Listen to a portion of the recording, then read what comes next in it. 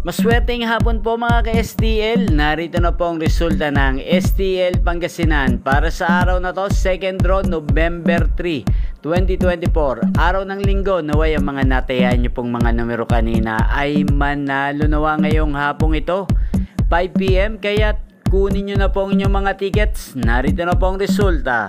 Para po sa STL Pangasinan, second draw result, 5 PM ang mga numerong nanalo. 5 at 37 in exact order. Sa lahat po ng tumaya kanina para sa second draw ng 5 at 37, congrats po sa inyo. Panalo po kayo.